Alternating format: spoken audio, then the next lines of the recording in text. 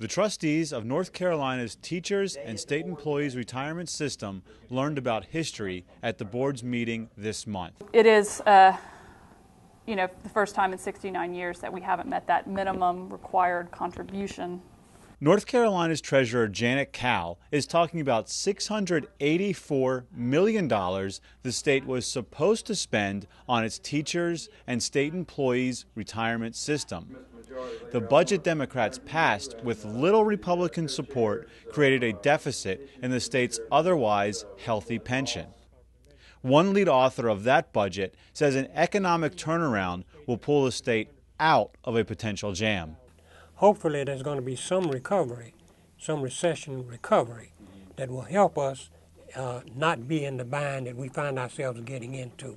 Shortchanging the pension can quickly snowball because there is so much cash in the system.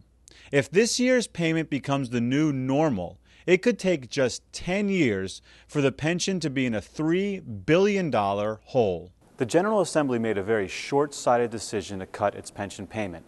You see, it's like buying your groceries every month with your credit card and only paying the interest.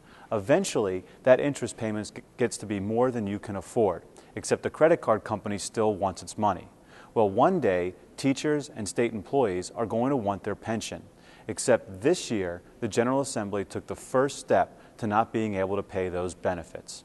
Michaud says now is not the time to panic. We're one of the top 3 states in terms of where their pension and retirement funds are.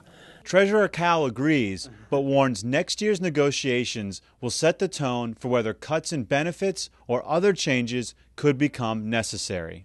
The next 2 to 3 years are critical, and if we can't get close to funding this, then I think you have to be really honest that you're not funding your obligations.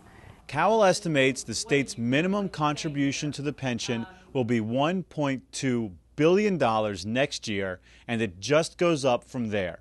For CarolinaJournal.tv, I'm Anthony Greco.